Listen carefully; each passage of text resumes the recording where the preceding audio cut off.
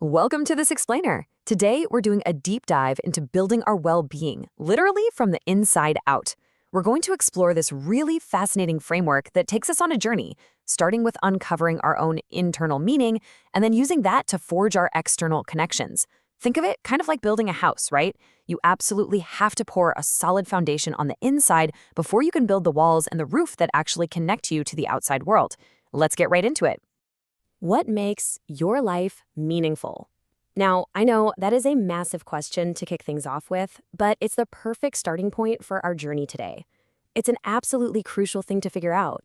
Because whether you realize it or not, your answer to this single question really dictates how you navigate your daily life. It shapes how you handle stress, and, maybe most importantly, who you choose to surround yourself with. To map out this journey, we're going to hit 5 key areas. We'll start with the inner compass, move on to passion versus purpose, look at building your social web, touch on drawing healthy boundaries, and finally, wrap up with the well-being balance. All right, section 1, the inner compass. Let's start by looking inward at the spiritual dimension of our well-being. Now, first things first, we need to bust a major myth right out of the gate. Having spiritual well-being does not automatically mean you need to be religious. When we talk about this dimension in our framework, we're really just talking about the search for meaning in our existence. Ultimately, it's about striving for harmony. It's about balancing your own internal needs with the rest of the world, using whatever personal set of ethics, values, or principles happens to guide you. Just look at this question. It's super common for people to wonder, hey, I'm not religious. Can I still have high spiritual well-being? The answer is a resounding yes. You can absolutely be completely secular and still be spiritually well. At its core, it's about feeling like you belong to something greater than yourself and making sure your life aligns with your own moral principles. It's about cultivating those amazing internal characteristics, things like compassion, forgiveness, altruism, and, just a general sense of optimism. So you're probably wondering, what are the practical tools to actually build that inner harmony? Well, first up is gratitude. Practicing gratitude actively shifts your attention away from those heavy negative emotions and affirms the good stuff. Then we have mindfulness. This is a real game changer for navigating difficult moments. Imagine going on this absolutely beautiful hike, but you're just completely consumed by some mistake you made at work. You literally miss the entire joy of the hike. Mindfulness is what keeps you grounded in the present. And third, volunteering. Pitching in at a local shelter, for instance, builds incredible satisfaction and really cultivates a culture of kindness. Moving right along to section 2, passion versus purpose. Let's figure out how to find your why and see how it powers your personal drive. Okay, it is honestly so easy to confuse these two concepts, but separating them, total game changer. Think of passion as the what. It's the stuff that sparks your interest and just gives you energy. Maybe that's picking up a new hobby or getting involved in a social cause. Purpose, on the flip side, is the why. That's the deep conviction that actually motivates you. The ultimate goal here is to let those passions guide you right to your purpose. Because when you finally nail down that why, that's when your life feels truly meaningful, not just for you, but for the people around you too. Which brings us to section 3, building your social web. Now that we've got our internal compass calibrated and our purpose set, we're shifting outward to look at the relational dimension of our well-being. Let's be clear, this goes way beyond just racking up friends or followers on social media. True relational well-being is all about fostering genuine, deep connections where we are actually valuing the needs of others. It means putting in the work, practicing your communication skills, handling those inevitable interpersonal disputes with a bit of grace, and, crucially, having the willingness to both offer support and actually ask for it when you need it. We see questions like this one all the time. You move to a new city and feel totally adrift. Building a support network from absolute zero? Yeah, that can feel completely overwhelming. But don't worry, the materials we're breaking down in this explainer give us some really actionable step-by-step ways to start constructing that community from the ground up. The sheer variety of ways to find your people is amazing.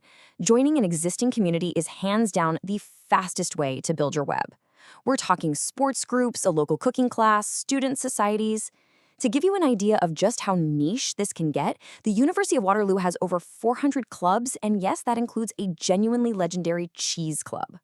The big takeaway here, there is a community out there for literally everyone, even if your greatest passion in life is just really good cheddar. So once you actually find your people, how do you deepen those bonds? Well, the good news is you don't need to plan some extravagant, over-the-top event. Honestly, sometimes the most profound connections happen during the simplest, most everyday moments. Just sharing a quick meal or collapsing on the couch to binge watch a new show together can massively deepen your connection. It's those little moments that really build up that crucial layer of trust. All right, on to section 4, drawing healthy boundaries. Next up, we really need to talk about protecting our energy and what to do when those social webs start feeling a little more draining than supportive. Look, even the absolute best relationships can get overwhelming if we aren't careful about protecting our energy. That's why maintaining healthy boundaries is so vital. And these can take a lot of forms. They can be physical boundaries, emotional ones, or even financial boundaries. Now, a lot of people think establishing boundaries is about shutting people out, but it's really not. It's about mutual respect and clear communication. By setting clear expectations, you're actually making sure that both people in the relationship feel safe, comfortable, and truly valued. And that brings us to the tough stuff. Recognizing these red flags is honestly just as important as building the connections in the first place. A true support network simply has to be built on safety. If you're in a relationship that features constant criticism of who you fundamentally are, whether that's your personal attributes, your gender, your disability, or if there's just a basic lack of trust and honesty, well, that is definitely not contributing to your relational well-being. Knowing when to step away, that is a massive part of staying healthy. Finally, we arrive at section 5, the well-being balance. Let's tie all of this together and see exactly how our inner world meets the outer world.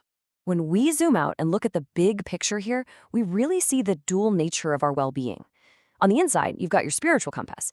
That's what gives you inner harmony and your deep why through your personal beliefs and mindfulness practices. Then on the outside, you have your relational dimension. That provides a solid network of trust built through meaningful connections and, as we just discussed, healthy boundaries. Achieving true balance means being an awesome team player with a reliable network while staying deeply, deeply grounded in your own internal purpose. You literally need both sides of the coin to thrive. As they say, knowledge is only powerful when you actually apply it. So I'm going to leave you with this question. What are you going to do today to bridge your inner and outer worlds? Are you going to shoot a quick text to a friend to strengthen that social web? Or are you going to take 5 minutes to sit in silence and reflect on your own internal purpose? The choice is entirely yours. Thanks for joining me for this explainer.